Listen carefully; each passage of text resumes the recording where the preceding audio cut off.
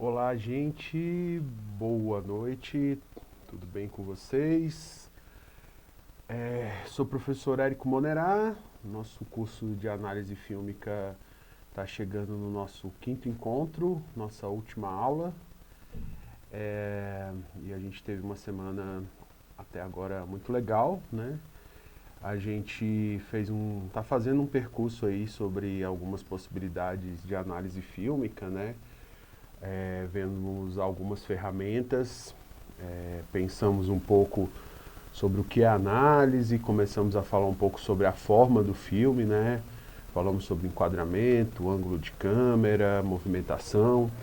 E ontem a gente começou a falar sobre um trajeto histórico aí para a gente poder entender um pouco sobre como o cinema foi se desenvolvendo enquanto linguagem, e hoje a gente chega na nossa última aula, se aprofundando um pouco mais e pensando nas imagens, né, e nessa representação desse espaço e da nossa sociedade por meio dos filmes. Esse é o objetivo da nossa aula de hoje. Sempre lembrando, né, que esse curso é uma realização do Instituto Amigos da Reserva da Biosfera do Cerrado, em parceria com a Secretaria de Estado de Cultura e Economia Criativa do Distrito Federal. Estão me escutando bem? Como estamos aí? Me digam como tem passado. Deixa eu dar uma chegadinha aqui no chat, para a gente poder ver como os nossos amigos estão. Boa noite, pessoal. Todo mundo já chegou. Quem está por aí? Me escutam? O pessoal está chegando ainda.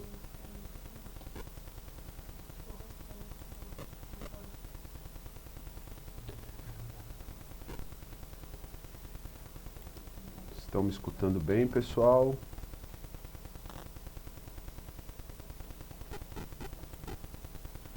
Pessoal aí do chat, tá um pouco abafado. Olá, boa noite. Ah, tá legal.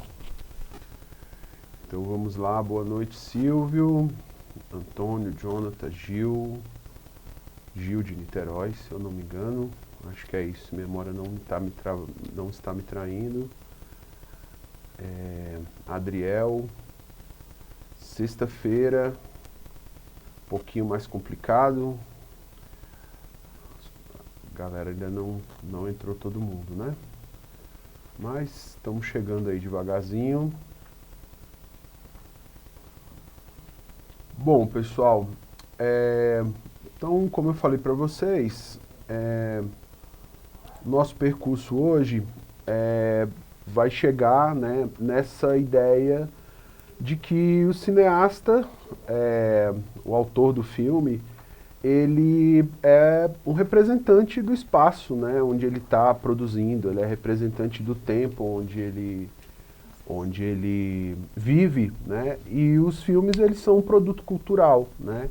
A gente falou sobre essa ideia do cinema como entretenimento, do cinema como uma produção industrial, mas a gente pode falar também dessa perspectiva cultural, ou seja, a obra de arte como um produto, né, do seu meio tanto do tempo quanto o espaço, né? É muito difícil que a gente consiga se desvincular do tempo e do espaço em que a gente vive, né? Então, os filmes eles dialogam muito com isso.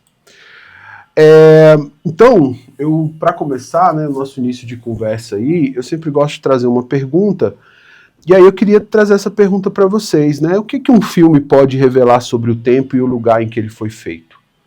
Pensando aí nos filmes que a gente conversou ao longo da semana, nos filmes que vocês me trouxeram lá na primeira aula, que são os filmes aí que estão na cabeça de vocês, o que vocês conseguem perceber como marcas ali da época em que ele foi produzido, que a gente consegue ter através das imagens, né? Como que a gente consegue saber qual país ele foi realizado, em que ano, qual é o contexto? Me ajudem aqui para esse início de aula, enquanto a gente vai se aquecendo.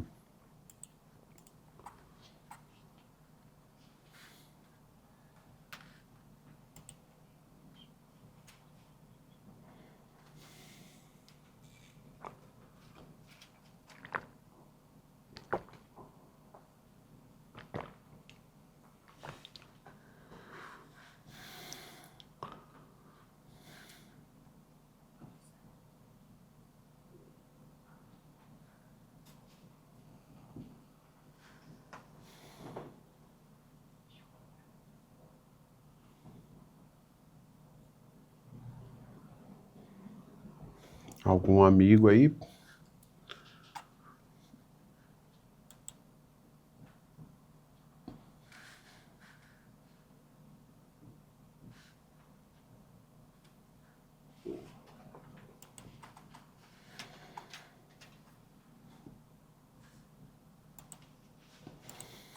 Nosso coro ainda não tá muito legal ainda hoje não, hein? Bom, pessoal, então, como estamos com o coro meio baixo, o pessoal tá tímido aí para participar. Boa noite, Débora. O Gil ajudou aqui. Relações sociais, políticas, perfeito, né? A partir de alguns desses elementos aqui que a gente assiste num filme, a gente consegue perceber, né, a partir da forma do filme, né, algumas questões sociais e políticas, né? Pensando, por exemplo, nos filmes que a gente viu ontem, né, a gente consegue entender, por exemplo, dentro do Ben-Hur lá, que mesmo sendo um filme de época, né, um filme que retrata ali o Império Romano, a gente vai entender que ele traz um imaginário daquele Império Romano a partir dos anos 40, 50 aqui, né, do nosso século. Então, como que a gente interpreta esse tempo passado, né? A Simone também tá entrando aqui na nossa aula. Então hoje, pessoal, a gente vai fazer esse percurso, tá? Trouxe alguns exemplos de filmes para vocês. Quem quiser aí já preparar um fone, porque a gente vai assistir alguns trechos de filmes, tá? Eu separei alguns filmes para a gente poder se aprofundar e fazer uma análise mais aprofundada, tentando pegar tudo que a gente trabalhou dentro da aula, inclusive essa ideia aí de contexto, né? Como eu falei para vocês, o filme ele nasce nesse contexto econômico, político, técnico e cultural. Técnico por quê? Né? Como a gente falou na aula passada, e é importante a gente relembrar, que o cinema ele também tem um caráter técnico muito importante, ou seja, as câmeras, né, se a gente pegar a coisa mais óbvia, as câmeras, os microfones, todo o equipamento, ele vai sendo modificado enquanto a história vai se desenvolvendo. Então, a gente vai perceber, né, como isso afeta muito a imagem e a produção de sons também. Então, isso, por si só, isso já revela muito de como o filme foi realizado. Quando a gente assiste um filme mais antigo, a gente já, de cara, percebe algumas questões, né? Filmes que são feitos em preto e branco, né?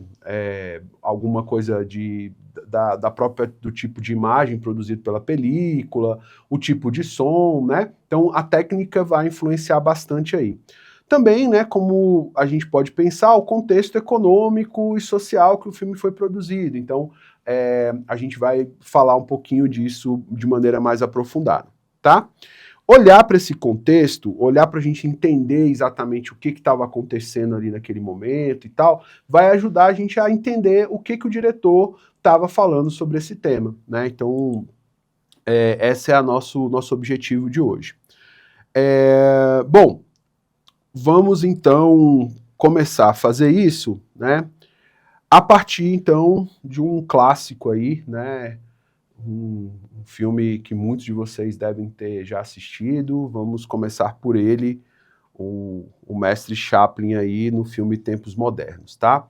Vou começar a partir da cena inicial, que como eu falei para vocês ontem, acho que ontem ou anteontem, quando a gente vê a cena inicial, em geral, a gente já tem ali um pouco da tese central do filme, né? A cena inicial ajuda muito, quando a gente olha com cuidado para ela, a entender qual é a proposta do filme. Vamos então?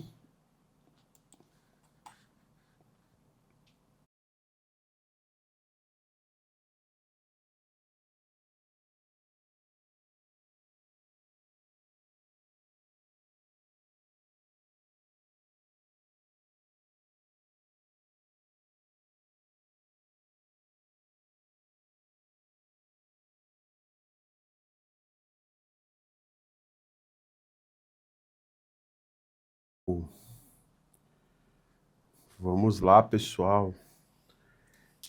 Bom, vocês devem ter percebido aí algumas questões importantes aí, né? A Simone trouxe aqui que boa noite, ela falou que teve uma prova de história na escola pública que a prova era baseada nos filmes, ótimo. É muito comum, né, porque os filmes, como a gente estava falando, eles servem como essa imagem, né, daquela época, né, de uma determinada época, melhor dizendo. Então, para uma aula de história, de geografia, de sociologia, de filosofia, de ética, ele vai acabar servindo como essa representação daquele momento, né, para a gente poder enxergar na sociedade o que está acontecendo, né. Tem um teórico do documentário que chama Bill Nichols, que ele fala que todo filme, né, mesmo um filme de ficção, ele é um filme de documentário porque ele retrata a época em que ele está sendo produzido. Olha só, a Simone trouxe essa ideia, né, da repetição tipo robô dessa era industrial. Então a gente vai falar aqui desse contexto de produção, né, filme realizado em 1936, a gente pode pensar no contexto histórico do século XX, né, um período entre guerras, então a gente teve a Primeira e a Segunda Guerra, né, ali a Segunda Guerra vai começar em 1939, esse filme está nesse contexto aí. A gente também pode pensar no contexto histórico-cultural, né? O que tinha acontecido ali? A gente tinha tido a quebra da Bolsa de Valores, né? Então a gente tinha tido uma crise, né? A primeira grande crise do capitalismo. A gente pode falar, né? Já tinha acontecido a Revolução Russa, então a gente pode falar na questão proletária, né? Na Revolução do Proletariado, como isso também está colocado ali dentro do filme, a gente vai ver uma cena especificamente sobre isso. E esse contexto em que a gente vai ter o surgimento das grandes cidades e o trabalho industrial. Então, o trabalho industrial é muito importante nesse momento. E, na visão do diretor, né, esse é o contexto histórico. Agora, como isso vai ser transformado em imagem? Né? Na visão do diretor, o Chaplin, né, que é o diretor e também o ator principal aí, o que ele enxerga desse processo? Bom, a gente começa pela cena inicial aqui, como ele já traz para a gente a ideia de uma coisa negativa, né? Ele enxerga esse processo como um processo com alguns problemas, né? Como que a gente pode perceber isso, que a visão dele disso é negativa? Bom, a gente começa por essa ideia, né, de ovelhas aqui, né? Então a gente tem um grupo grande de ovelhas aqui caminhando e a gente tem uma fusão dessas ovelhas para os trabalhadores. Então, assim, de maneira direta, o que ele está dizendo ali é que os trabalhadores são como essas ovelhas que seguem, né, andando e fazendo o que as ovelhas fazem e o que os trabalhadores fazem, que é somente viver, né, sem ter um pensamento muito crítico aqui com relação a isso. Na sequência, a gente vai perceber que a gente tem vários planos, né, aquela ideia que eu falei para vocês dos planos gerais, dos planos de estabelecimento, né, da gente entender onde está acontecendo, da cidade.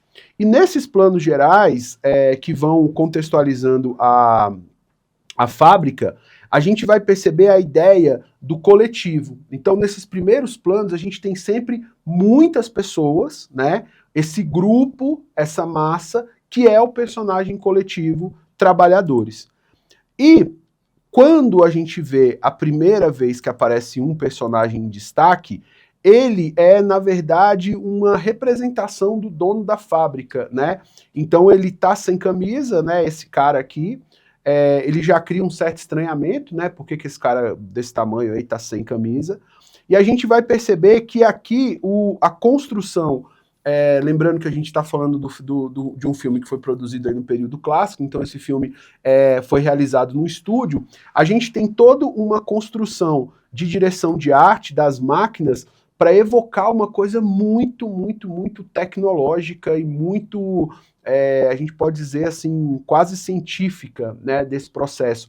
As máquinas são muito grandes, as alavancas são grandes, ou seja, a gente está vendo como esse cara aqui opera, né, um equipamento muito sofisticado para a época.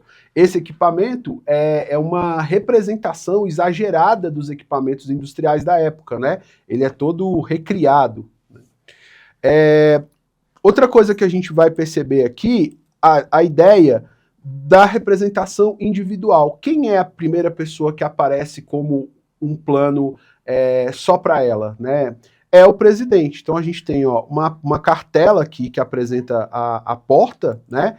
E na sequência a gente tem um primeiro plano do presidente que, ao contrário dos outros trabalhadores, não está fazendo nada de importante a não ser fazer um quebra-cabeça, né? Ou seja, ele é o cara que é o dono dos meios aí de produção, né? E que pode se dar ao luxo de ler o jornal, de fazer aí o seu quebra-cabeça enquanto as pessoas estão trabalhando. Na sequência, a gente vai perceber aqui, como que o Chaplin cria uma tecnologia que nem existia na época, né? A gente está falando aqui, tem uma TV de plasma, uma TV, uma tela gigante aqui, em que a gente tem uma câmera de segurança, né? Essa ideia da vigilância, para o dono da empresa, né? E a gente vai ver como ele faz isso por meio das tecnologias. Então, a gente vai estar aqui, ele mexe nos equipamentos aqui para poder conseguir falar, né? Conseguir escutar, e a gente tem uma câmera de vigilância, né? Um equipamento que muito provavelmente não existia aí em 1926, 1936, muito provavelmente não existia esse equipamento, né? Ou seja, ele flerta nesse filme também com uma ideia de ficção científica, né? Equipamentos que vão jogar a gente para essa ideia de uma tecnologia que não existia naquele momento e que tem essa função de vigilância. Então, o personagem aí está vigilante.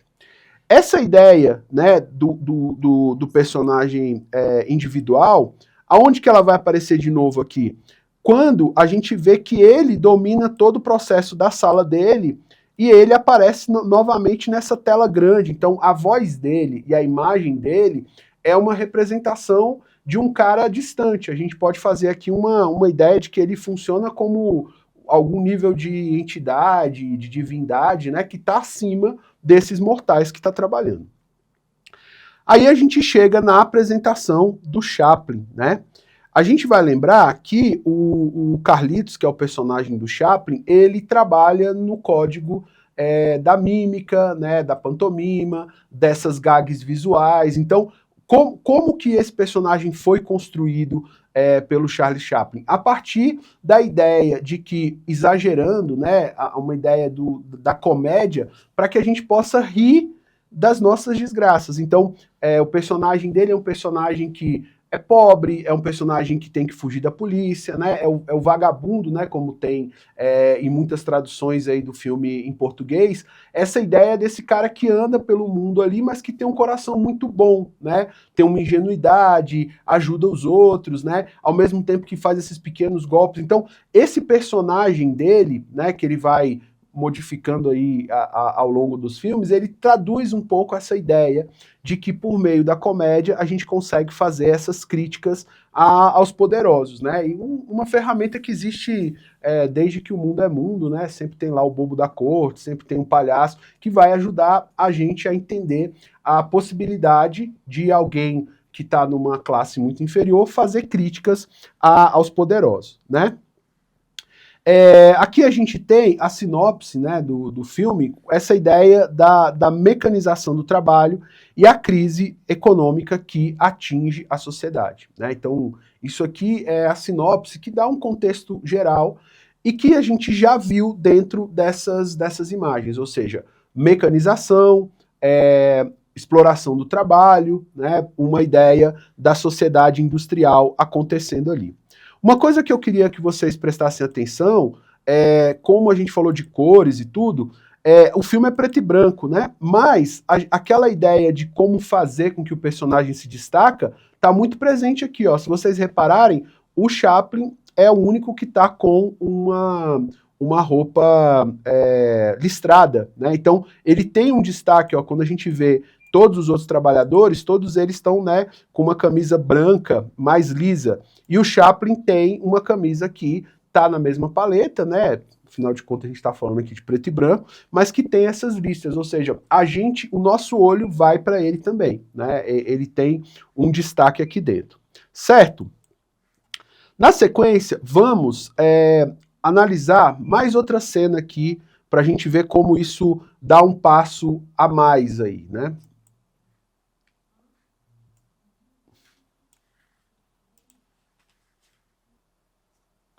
Eu tô ouvindo vocês.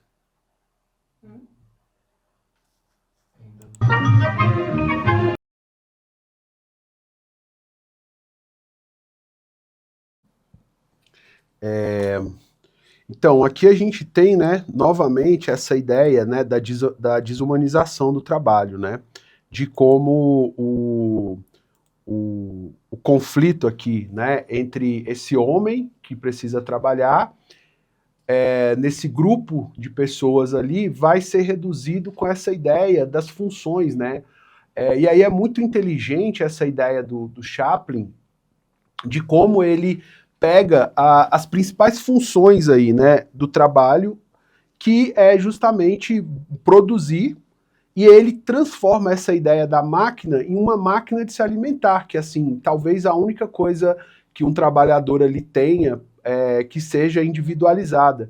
E ali ele cria uma máquina, né, em que essa máquina vai alimentar o trabalhador. Então, ele utiliza essa ideia da mecanização para falar que aquele último espaço, talvez, né, em que o trabalhador ainda tem algum nível de individualidade, vai ser quebrado se entrar essa máquina, né? Então ele começa a brincar com isso. E como que ele faz isso? Se vocês repararem aqui no início da cena, a gente vai perceber como que ele é colocado de uma forma em que ele não tem para onde fugir, né? Ele é preso dentro do capitalismo, né? O capitalismo avançando aí para um aspecto ainda mais industrial. Então a gente vai reparar isso no filme. Vamos lá, avançando um pouquinho mais ainda. O que ele está fazendo? Essa ideia dessa crítica à desumanização do trabalho.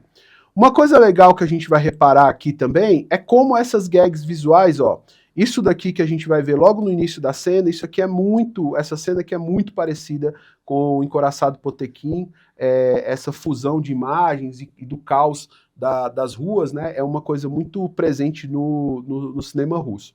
Mas vamos lá para vocês perceberem como que ele brinca com isso também, né? Como que ele dá um passo a mais. Então, até então, ele falou muito da ideia da mecanização, né? E da exploração do trabalho. Aqui ele dá um outro passo aí.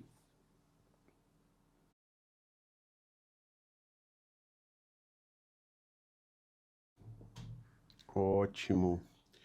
Então, pessoal, essa cena é muito, muito genial, assim, né? Porque ela traz muitas coisas, né?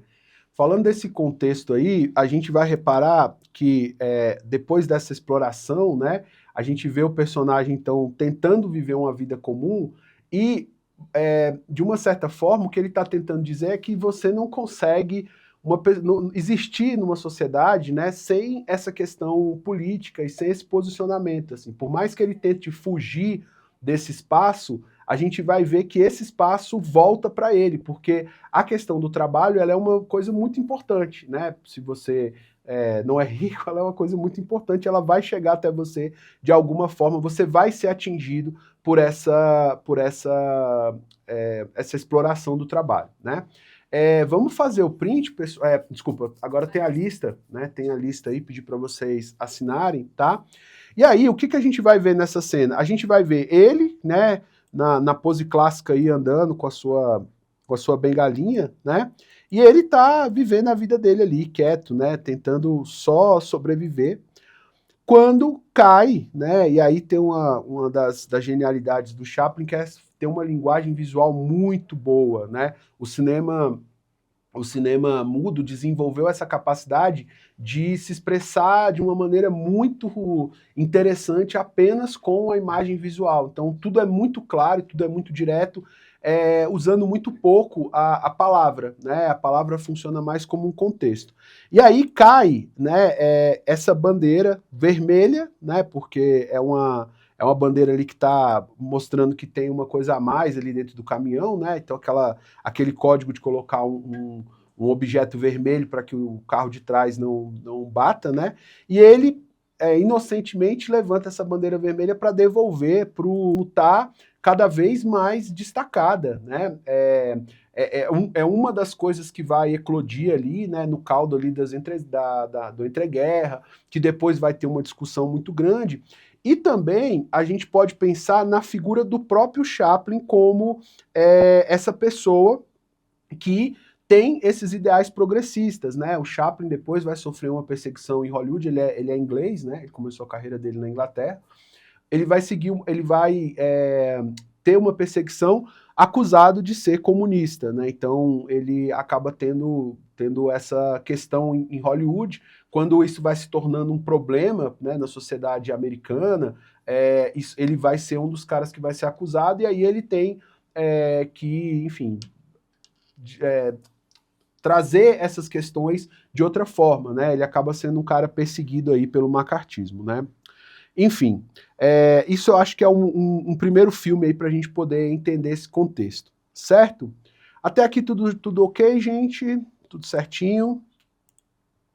Só dar uma passadinha aqui no nosso chat, ver se chegou mais gente. Vamos lá, o pessoal chegou. Isso, a Revolução Industrial, a ideia de hierarquia, ainda resiste muito hoje. Chaplin é mil, Chaplin é top demais, a expressividade dele é incrível, esse filme é meio profético com as coisas atuais. Aí entra uma coisa muito legal que o Fausto trouxe, né?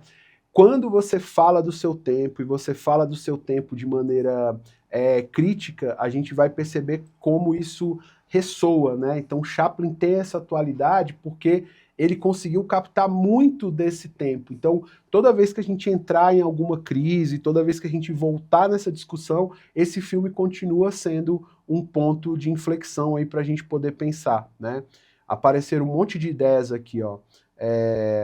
A galera falando aqui da dependência da IA, automação, tá tudo super presente aí, né, num filme de 1936. Quase 100 anos aí, o filme ainda tem coisas para a gente poder pensar sobre ele, né? Genial demais. Bom, um outro filme aqui, já num outro contexto, é o Clube da Luta, um filme do David Fincher, de 1999, em que a gente vai já ter um outro contexto aqui, tá? Vamos ver também uma das cenas iniciais aí do filme e a gente volta para conversar um pouquinho sobre essa construção.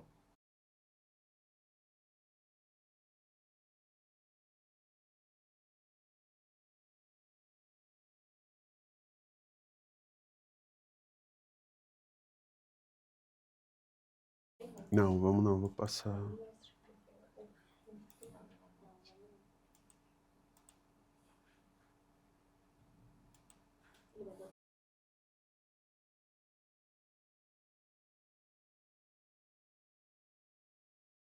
Bom, essas duas cenas falam muito sobre essa ideia do consumismo, né?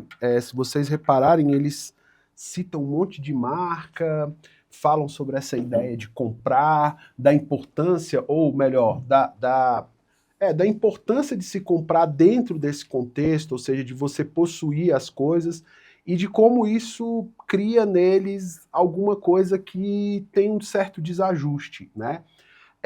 Então é interessante que como que o diretor vai utilizar esse recurso da repetição, de falar sobre esse assunto, se vocês repararem aqui, a gente vai ter os preços, né, os destaques, como se fossem impressos da revista na própria tela. A gente vai ter essa narração, que é uma narração meio irônica, né, falando sobre esses produtos, falando sobre como ele sabe detalhes de cada produto e de coisas que vêm de cada lugar do mundo, né?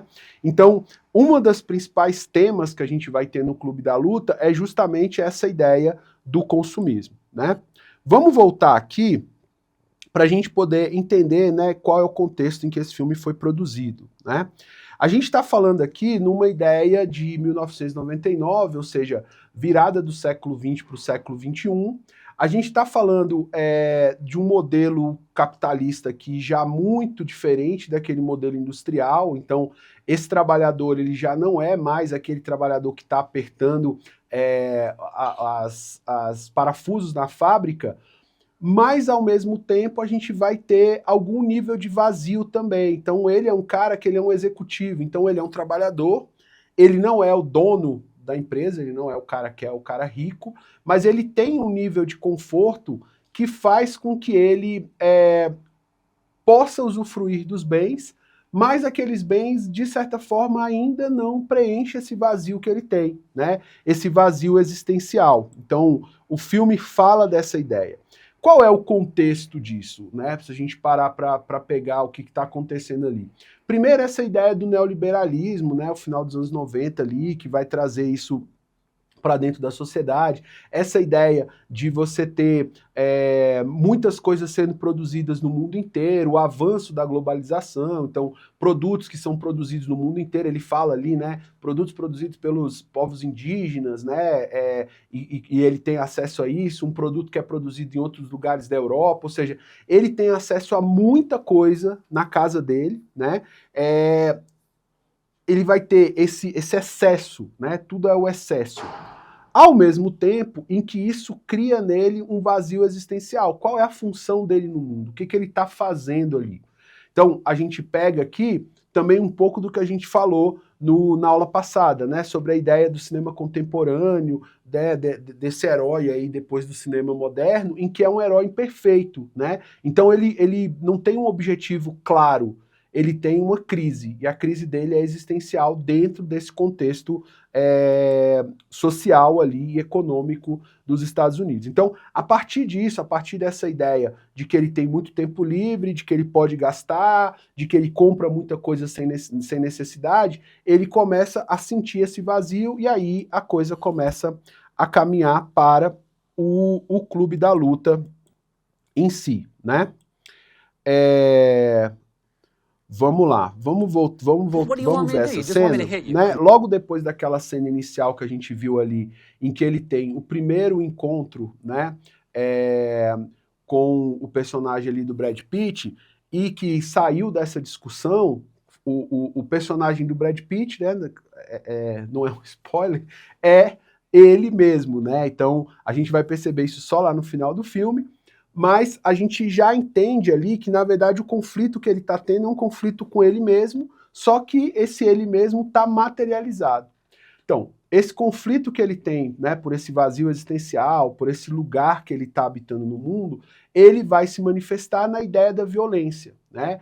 Então, o segundo tópico que a gente vai perceber dentro do filme é a ideia da violência e da cultura masculina do uso da violência, ou seja, é muito comum, né, na nossa sociedade, que é muito ainda voltada para essa ideia do masculino, em que quando a gente tem algum problema, a gente recorra para a violência, né? Então, seja a guerra, né, seja a violência cotidiana, né? Então a gente vai perceber essa violência física. Então a gente vai sentir isso aqui nesse diálogo que acontece ali depois da cena do bar, né?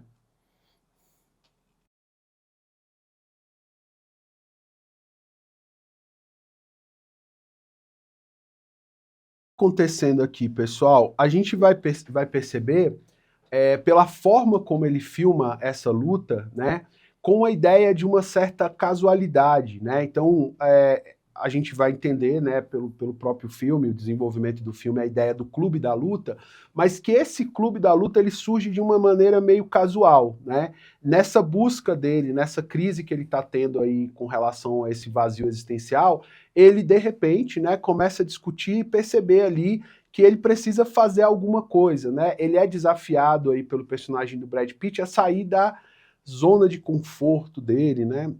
Sair desse lugar onde ele está e tentar alguma coisa diferente, né?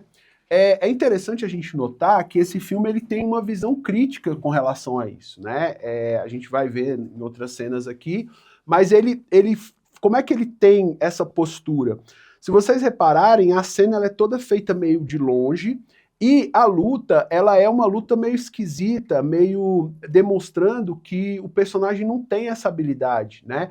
Em nenhum momento ele estiliza isso de forma a parecer que a luta é uma luta poderosa, né? Que o cara ali é um grande lutador, né? Um personagem de um filme de ação, né? Ele machuca a mão, ele cai, depois a briga é toda meio bagunçada, um empurra o outro. Ou seja, o que ele está tentando dizer ali é uma ideia de que não existe glamour nessa luta, né? A luta ela não está aparecendo como a gente vê em muitos filmes, com a ideia de valorização do herói, né? Uma câmera baixa, como a gente viu lá no Touro Indomável, né, para mostrar como o cara é poderoso. A câmera tá muito distante, tá tudo escuro, né? Tá tudo muito nebuloso assim pra gente. A gente não vê os detalhes dali. Ou seja, a ideia aqui é justamente tirar esse glamour da luta, né? Ele não quer valorizar ou sobrevalorizar isso nesse momento. Ele quer trazer pra gente a ideia de que a violência vai surgir dessa ideia dele, né? E vai começar a tomar conta desse personagem. Uma outra cena que a gente vai, perceber, que aí já junta essas duas ideias, né? A ideia do capitalismo, desse vazio existencial dele, com o,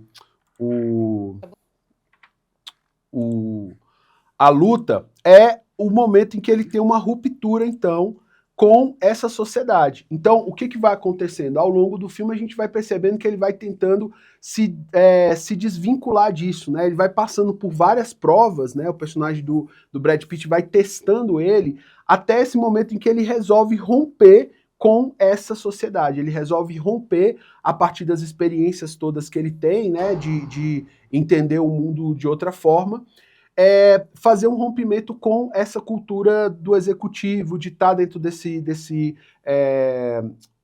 escritório, né, de receber ordem, desse sentido que ele já não via mais dentro da sociedade. E aí vocês vão ver como é que ele faz isso, né, como é que ele realiza isso. Threatening me? No. Get the fuck out of here. You're fired. I have a better solution.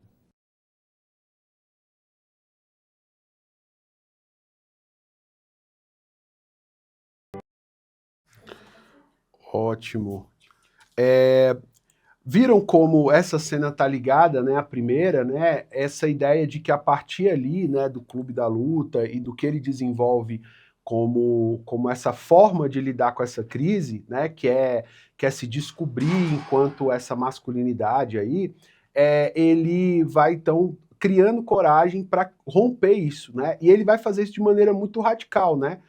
Vocês verem como essa forma, como o diretor utilizou, é uma forma cômica, né, e absurda. A gente vai ver que o personagem, ele grita, né, ele se bate, ele se machuca, sem sentir dor, né, então já tem esse primeiro estranhamento, e a coisa é muito exagerada. A gente vai ver a mão dele toda, né, detalhe da mão, cheio de caco de vidro, ele se batendo, ele se jogando, o chefe incrédulo, né, com o rosto incrédulo, ou seja, tudo isso já joga a gente também numa ideia de tirar esse realismo da violência e jogar para o lado mais crítico, né? Ele está mais uma vez utilizando a ideia do humor aí para poder jogar a gente nesse lugar.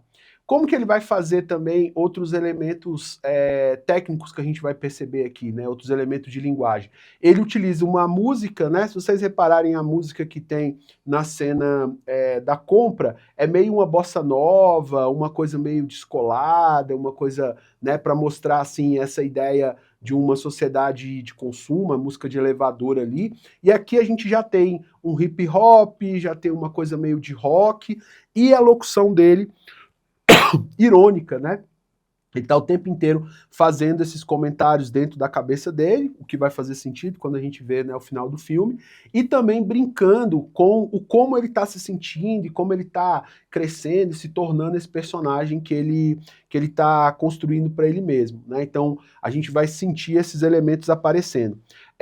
E algumas coisas que são interessantes da linguagem, né? Você vê que ele pausa a imagem quando o cara está voando ali no meio, ou seja, tem uma manipulação da linguagem que é muito própria, né, desse cinema contemporâneo, né, de você poder pausar alguma coisa, de você poder aplicar imagens por cima, né, de outras imagens, fusão, mistura, né, de elementos. Isso é muito presente aí dentro do cinema contemporâneo, né? Bom, aí para a gente poder fechar, a cena, então... Ótimo. Essa cena, né, até um pouco explicadinha, né, uma cena até que, de uma certa forma, né, esse plot twist aí é bem, até um pouco didático, né, comparativamente com o restante do filme, né, que é bem mais ousado, né. Essa cena, ela traz um pouco dessa ideia, né, fecha isso, né, o personagem ali do Brad Pitt é tudo que o outro deseja, né, ser bonito igual o Brad Pitt, ser descolado, né, poder fazer as coisas, ter esse relacionamento, né, sexual, né, como ele fala ali, de uma outra forma, né, tudo que ele não se enxerga dentro desse espaço. Então, quando ele encontra isso, né, quando ele resolve essa questão, ele vai ter que lidar agora com outras questões que vão aparecer dentro do filme, né? Como ele tratou a namorada, né? Como ele maltratou ela ao longo desse caminho, porque até então ele enxergava aquilo de outra forma, né? Porque ele não se enxergava ali dentro daquele espaço. O que ele vai fazer com essa crise toda, né? Com toda essa revolução que ele está criando. Então a gente vai percebendo essas camadas aí já de uma forma mais crítica, né, dentro do filme.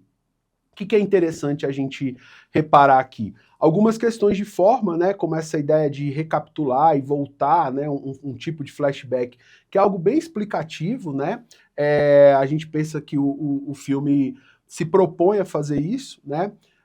Tem uma certa ironia dentro desse processo, né? Ele vai mostrar também mais uma vez aquelas cenas todas agora ainda mais irônico, porque o cara tá brigando sozinho, né? Então ele usa também esse recurso aí do humor. E a gente vê que a questão do capitalismo ela vai aparecer novamente, né, nessa ideia do consumo, né? O filme termina com essa ideia de explodir os prédios, né, explodir o escritório, explodir todo aquele universo ali de bolsa de valores, escritórios, né, Wall Street, né? Aquela ideia, não sei se o filme, não estou lembrando agora se o filme é em Nova York, mas essa ideia, né? Isso enquanto ideia, né? Mais do que exatamente a localização. Então a gente percebe como isso tudo acaba se juntando, né? Como é que isso acaba se juntando ali e essas duas coisas estão muito interligadas. Essa ideia do capitalismo, de performar, né, uma determinada coisa, e a busca por um outro tipo de vivência, que seria essa vivência masculina e da briga e da luta, mas que também nenhuma das duas fecha, né? Nenhuma das duas fecha a conta, né? Enfim, acho isso interessante. Uma coisa que é interessante também a gente poder pensar juntos aqui, é como também muitas vezes os filmes eles são lidos depois de formas diferentes, né? Então, depois de muito tempo, assim, quando você vai olhar, assim, estava estudando aqui para dar as aulas para vocês, que muita gente entende que o personagem está fazendo uma coisa positiva, assim. não entra nessa camada crítica que o diretor tá tentando trazer pra gente, assim, como se isso fosse uma solução. Então toda essa ideia do clube da luta, dessa briga, da violência, como realmente uma solução para a crise que a gente está vivendo, né? Então é interessante que o filme, depois que ele sai ali, ele vai ser sempre ter todas as possibilidades de leitura, as múltiplas possibilidades de leitura. Então, muita gente vai se apropriar, às vezes, de uma coisa muito crítica, né, que a gente percebe ali dentro do filme, sem ter uma camada, talvez, de um pensamento mais avançado, né? É, vamos ver aqui, muita gente trouxe coisas interessantes aqui, ó. Preenche o que se preenche, deixa eu ver aqui. O alter ego de Brad Pitt, nada mal, ter como alter ego o Brad Pitt não é nada mal. A violência aí como catarse para sentir algo. Acho que a luta inicial é a forma de personificar o instinto humano e a pura testosterona contra a degradação moderna e a dependência humana. Instinto primitivo versus desdependência e conformidade. Uma crítica dualista. Verdade, nenhuma das duas ideias fecha a conta, é uma reflexão. Exato, né?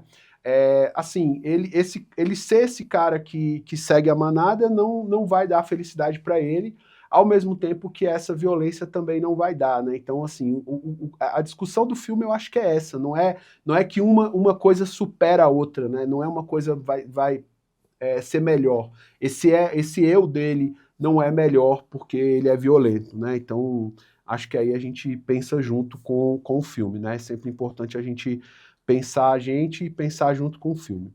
Bom, avançando um pouquinho, né?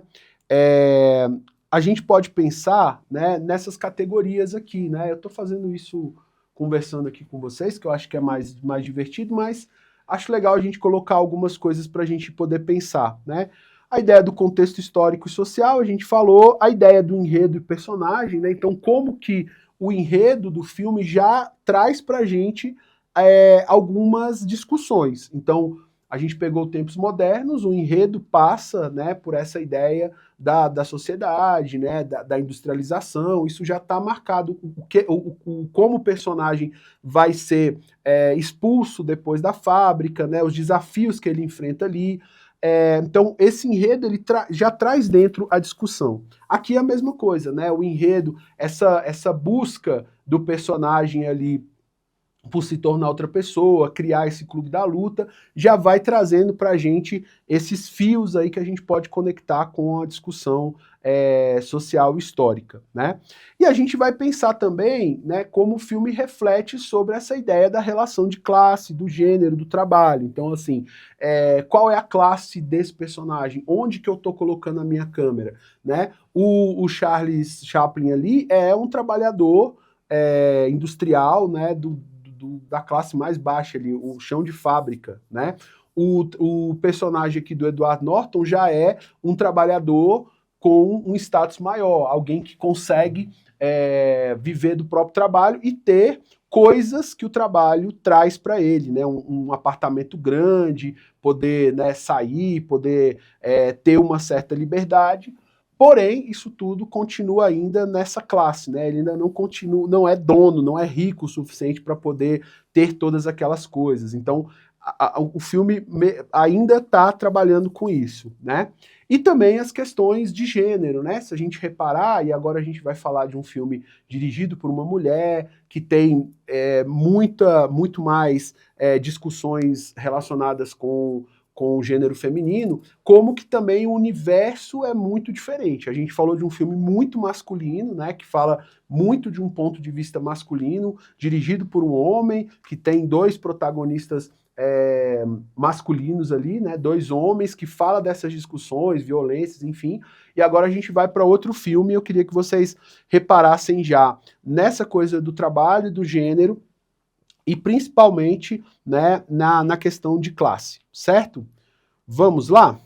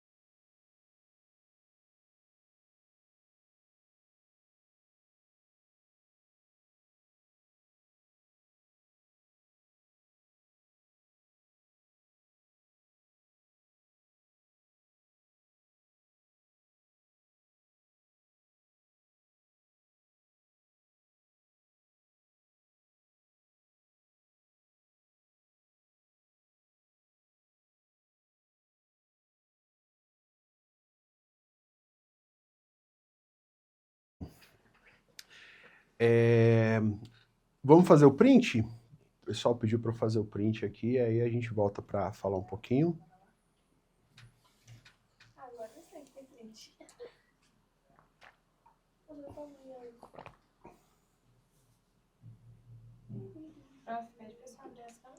Pessoal, abre as câmeras aí, por favor, para a gente poder fazer o print.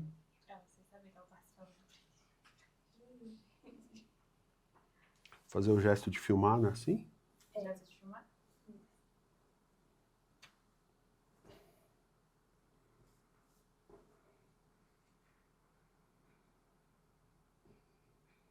Só mais um pouquinho, tá, professor?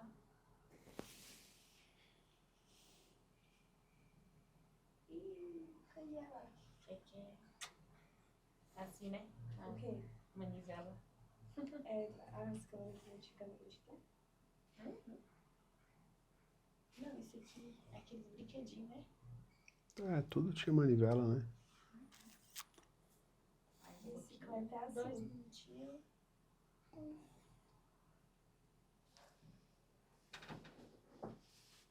Só esperar.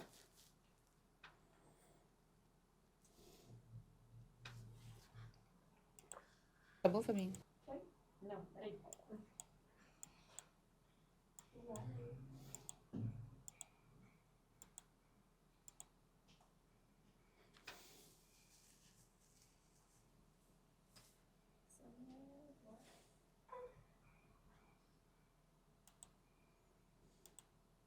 Vai sentar lá, Dani. Foi?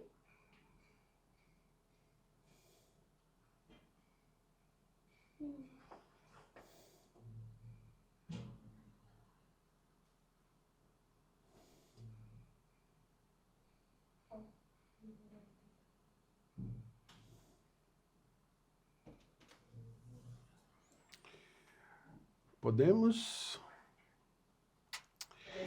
Então, galera, bom, aqui um compiladinho, né, um compiladinho de cenas aqui do filme, né? O que eu acho legal aqui? A gente reparar em algumas questões que a gente falou na nossa segunda aula, né, sobre a questão de composição. Se vocês repararem, o filme trabalha muito com essa ideia dos planos mais abertos, né, dos planos gerais, assim. E aí, o que é interessante nesse plano, desculpa, nesse plano conjunto aqui? Como que a família está colocada, ó. Os 3 personagens, eles estão sentados e eles passam sentados, né, a cena toda. Eles levantam ali rapidamente, né, para poder receber a personagem que acabou de chegar na cidade, né, e a gente vai reparar, então, que esse é o único momento. No restante, a cena toda é uma cena em que eles permanecem sentados numa posição confortável, enquanto as 2 personagens estão muito desconfortáveis, né? Então, a coisa cênica tá toda nessa ideia, né, de quem pode ficar sentado e quem tem que estar servindo, né? E essa é uma cena muito relevante para o filme, porque ela é a cena ali que a gente pode colocar como incidente incitante, né? A gente tem a ideia da filha da empregada que vai passar alguns dias na casa.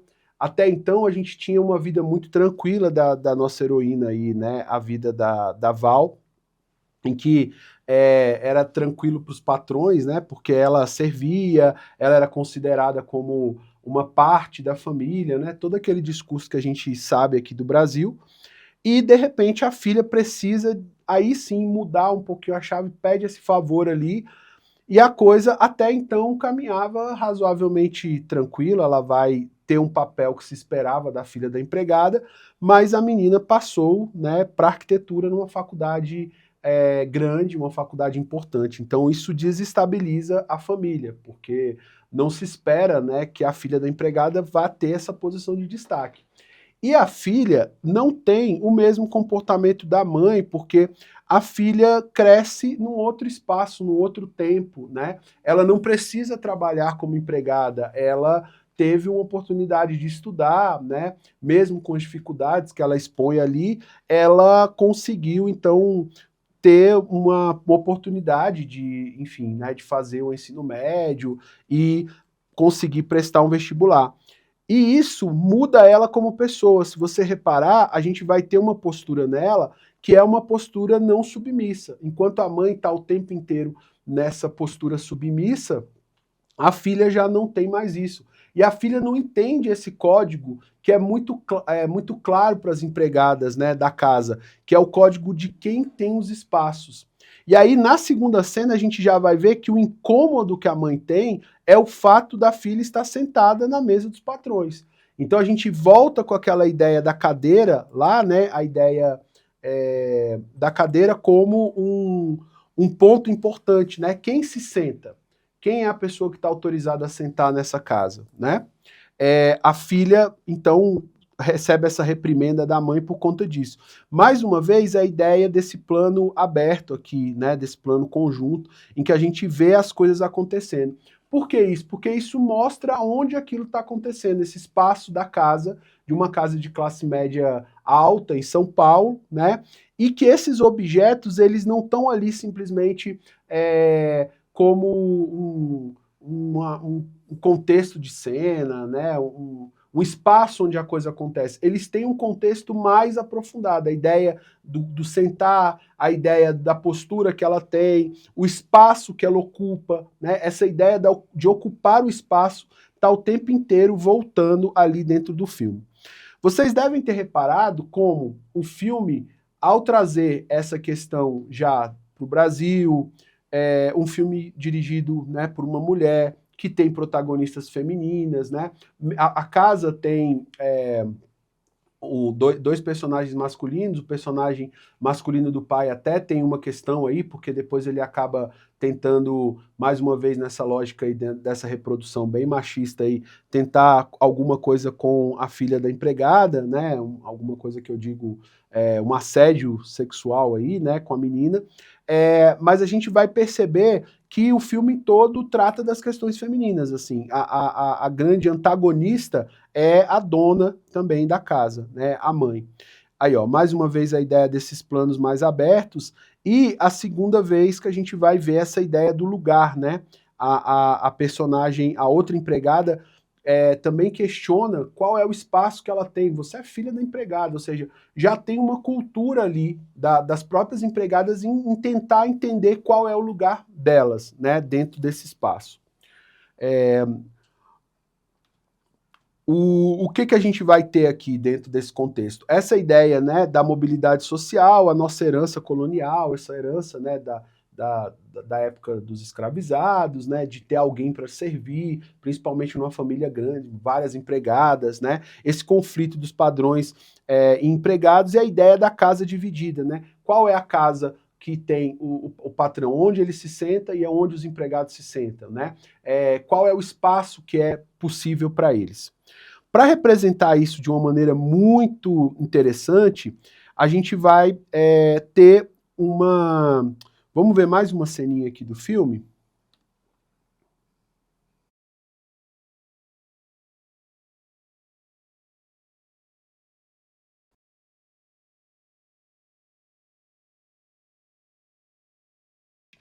E também a importância dos objetos. Então, as coisas elas não são ditas, mas elas são muito exemplificadas a partir, então, do espaço onde acontece e desses objetos. Então, essa cena é muito clara.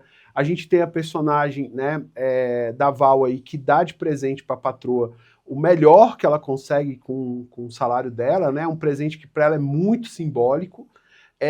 Ela passa o dia todo servindo, então a última coisa que ela vai poder levar, né, que seria assim o final do trabalho dela, que é o cafezinho ali, ela leva nessa xícara e a patroa dela rejeita claramente que esse espaço não dá para colocar alguma coisa que pertence a essa classe dela, trabalhadora ali, um objeto desse, dentro de uma festa de ricos como ela, né? Então o objeto ele tem um valor simbólico muito grande.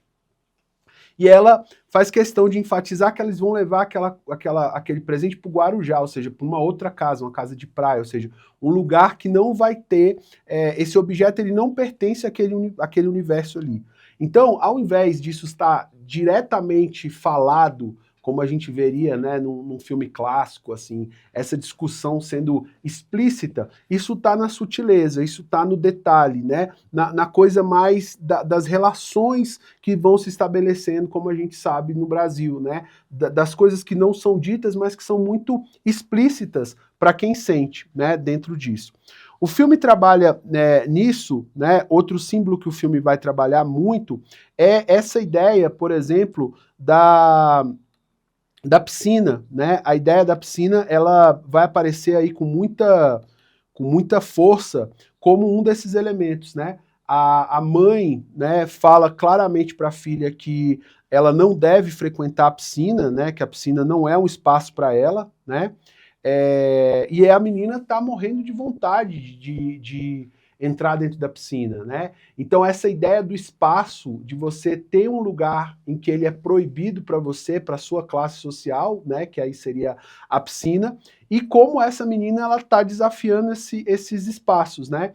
Acaba que os donos aí da casa, os jovens aí empurram essa menina, porque os jovens dentro da lógica do filme, né? Dentro dos personagens, eles ainda não, eles se aproveitam desses privilégios que eles têm, mas eles não têm total noção ainda de como fazer isso, né, ou de como manipular essa outra classe. Então eles acabam jogando a menina ali dentro da piscina, né, por, enfim, uma questão aí também de atração ali, né, parece que eles estão interessados na menina e tal, eles não veem essa coisa tão claramente como os patrões.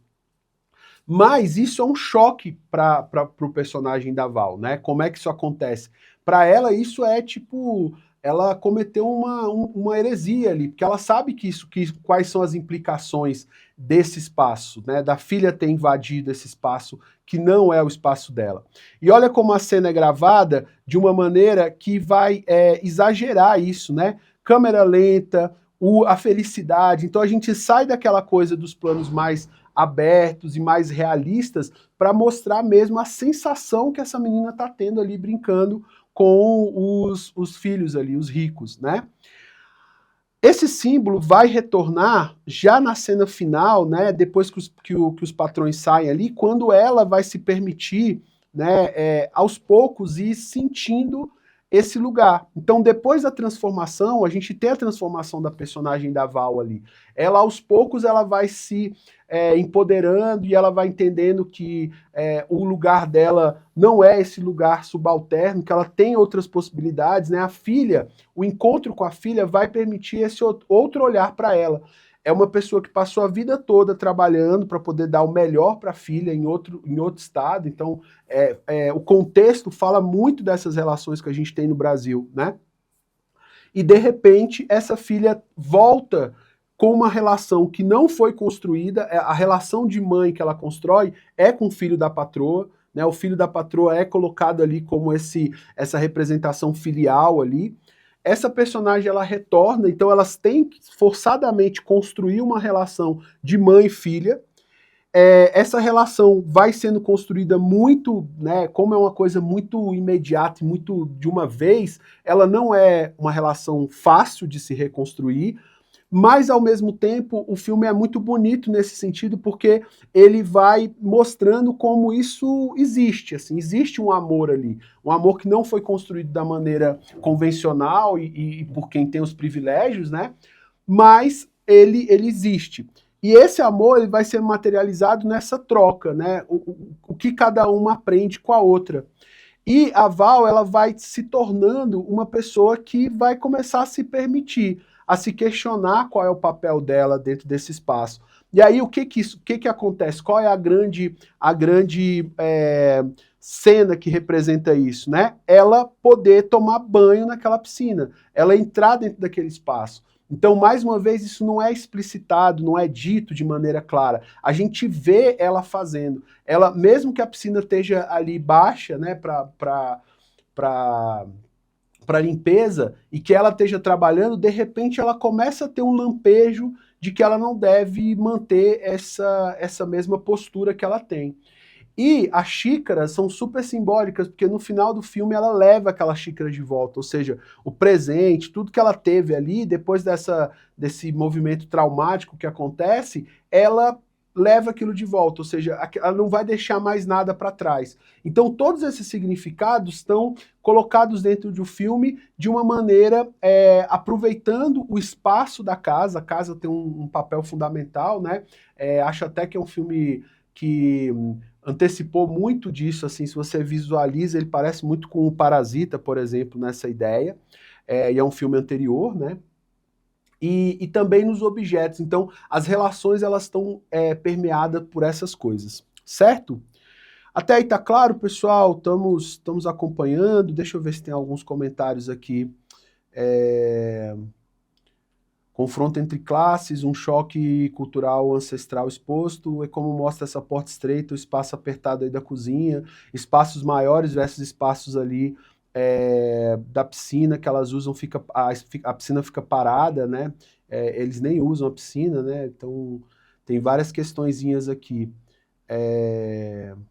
que apareceram aqui no chat. Para a gente fechar, pessoal, eu tentei colocar assim alguns filmes diferentes, assim, para a gente poder fazer uma certa viagem e também a gente pensar em quais são os objetivos, né, de cada filme. Então a gente viu um filme clássico ali, produzido, né, em Hollywood, com o grande astro da época, né, o Charlie Chaplin. A gente viu um filme que também tem uma produção grande, mas já é um filme que não é para o grande público de uma certa maneira, né? Um filme que tem um certo nicho ali. A gente viu um filme brasileiro, então, que dialoga perfeitamente, não é um filme explicitamente fechado ou de nicho, é um filme para grande público, da Ana Mui Laerte, né?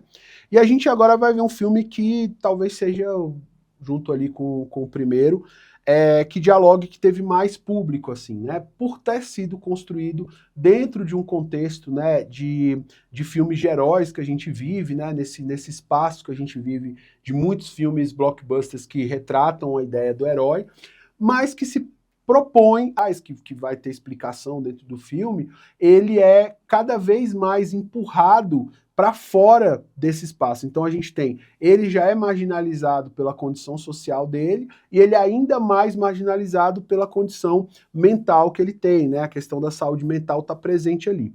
Como que essas duas coisas vão estar amarradas? Essa cena mostra, né, que ele não vai ter mais o auxílio de saúde, então ele acaba sendo empurrado por conta também da própria condição econômica. E essa condição econômica vai aparecer dentro do filme porque o antagonismo que existe entre Batman e o Coringa vai aparecer sutilmente na ideia de que ele acredita ser filho, né, do pai do Batman, e que ele vê o Bruce Wayne ali pequeno tendo todos os privilégios, então, e ele não tendo isso. Então, ele constrói esse antagonismo com o Batman, que depois nem é explorado, né? No primeiro e no segundo filme não aparece o Batman, mas fica ali marcado para poder justificar o universo do Batman. A gente está falando aqui de produções agora em que a gente tem a ideia de universo, ou seja, um filme ele não está mais só dentro do próprio filme, ele dialoga com múltiplas outras produções, tanto para cinema, quanto para séries de televisão, quanto para videogame, né? Ou seja, um contexto transmediático, né? Um contexto em que as mídias elas vão se misturar, então isso tem muito a ver com o jeito de se produzir agora. Então, para isso acontecer, a gente tem esse contexto ali, de alguma forma, que se encaixa dentro do universo do Batman, né? Que é muito sutil, mas que aparece aqui. O que a gente vai perceber? A paleta de cores do filme evoca na gente essa ideia de alguma coisa antiga, né? Tudo é meio pastel, né? E traduz um pouco dessa ideia aí dos anos 70. E a forma como o filme trata essa ideia desse palhaço triste, né? A ideia do palhaço triste um arquétipo muito utilizado, né? Essa ideia desse personagem que tem uma tristeza muito grande e tenta sublimar essa tristeza fazendo os outros rirem, né? Então o filme vai para essa coisa muito exagerada, né? E por isso que a gente percebe isso na atuação, né, do Joaquin Phoenix, né? Como é que ele constrói esse personagem, e isso dá um caráter muito trágico, né? Aquela coisa a tragédia de stand-up e aparecer na televisão, né? Então ele quer aparecer. O que é interessante a gente pensar nessa ideia de crise urbana, desemprego?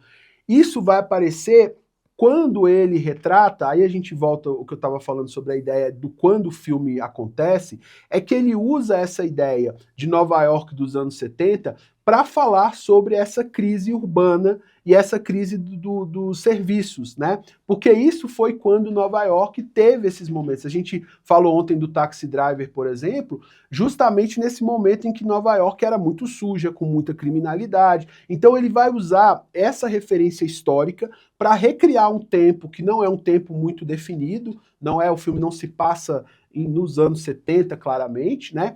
Para a gente evocar essa ideia que a gente já sabe como era naquela época, né? Então, muitas vezes os filmes vão utilizar esse recurso de um filme no futuro, ou num passado não determinado, ou num futuro não determinado, para que a gente entenda em quais são os códigos que estão sendo estabelecidos ali. Para entender que Nova York está em crise, ele utiliza existencial, né? Um drama, melhor dizendo, um drama social que reverbera nessas questões psicológicas do personagem. Então, como ele enxerga esse mundo, né? E o filme termina, né, com ele, mesmo marginalizado, se tornando uma figura.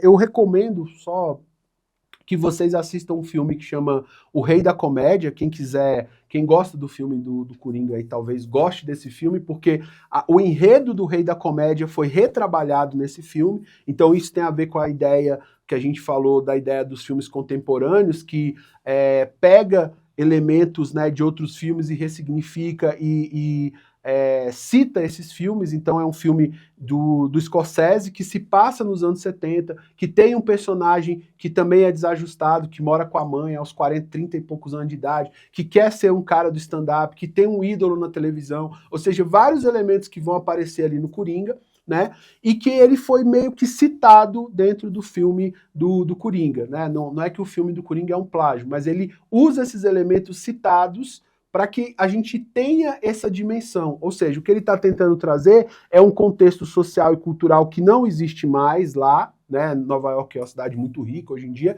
para que a gente entenda como esse personagem chegou nesse lugar, certo? É isso, pessoal. Só para a gente poder fechar. Cada filme é um retrato do seu tempo, né? Então a gente fazer esse exercício que a gente está fazendo aqui é a minha análise, né? Uma análise que eu estou construindo aqui junto com vocês, a partir das coisas que vocês trouxeram, né? Que sempre ajudam a gente a olhar. É sempre um olhar de alguém, então quando você analisa um filme, é sempre o seu olhar, a sua experiência. Essa é a minha experiência, vocês têm outras experiências, muito provavelmente. A forma como você assiste passa por isso, sempre, né? Mas é sempre esse exercício, assim. O que eu acho mais interessante de analisar filme é isso, é você tentar criar ideias a partir do que o filme está te propondo e tentar elaborar isso de uma maneira que seja coerente ou que dialogue com os seus propósitos aí, né? Seja uma conversa de bar, ou seja um trabalho da faculdade, ou seja um estudo, né? Vocês podem fazer filmes a partir disso. Então, é interessante que a gente tenha essa ferramenta. A análise fílmica, no final das contas, é uma ferramenta para conhecer um pouco mais tanto os filmes quanto a nossa sociedade, né? Dá um recadinho aqui, pessoal, que já consta lá no grupo do WhatsApp o formulário de avaliação, né? Vocês podem avaliar como foi esse curso. É muito importante que vocês respondam esse formulário. A opinião de cada um ajuda a gente a ter projetos que podem evoluir e trazer oficinas melhores, tá? Também pediram para que vocês fiquem ligados, porque até terça-feira postarão mais informações sobre os certificados, certo? Dá só uma última ida lá no nosso chat, agradecer pela semana. Pessoal, vamos lá, o filme vai pesando, dá pra ver. Começa a referência aí do filme sem parecer assim uma cópia descarada. Ele traz isso, né? Ele pega isso como uma referência. E quando você faz uma citação, é como a gente vê, né? Muitos próprios obras de arte mais antigas, muitas vezes vão utilizar uma certa forma para jogar o olhar autoral ali dentro, né? Isso é bem contemporâneo. Gente, muito obrigado, viu? Muito obrigado mesmo aí pela semana. Espero que tenha sido prazeroso para vocês, como foi para mim. Passou muito rápido aqui e foi muito legal, né? Tô sempre aí. Muito obrigado mesmo. Só agradecer o pessoal aqui. Obrigado, boa noite. Obrigado, Ana. Diz que aprendeu muito, muito legal. A Débora também, que gostou bastante. Gratiluz aqui, a Ana falou. Obrigado, Simone. Obrigado, Débora. Valeu, Paulo, Gil. Muito obrigado, gente. E a gente se vê aí, se encontra em outros momentos, certo? Fechamos assim nossa semana, fechamos aí as nossas 5 aulas e lembrar que esse curso é uma realização do Instituto Amigos da Reserva da Biosfera do Cerrado, em parceria com a Secretaria de Estado de Cultura e Economia do Distrito Federal. Obrigado, gente. Aproveitem o final de semana e até a próxima. Valeu, tchau, tchau.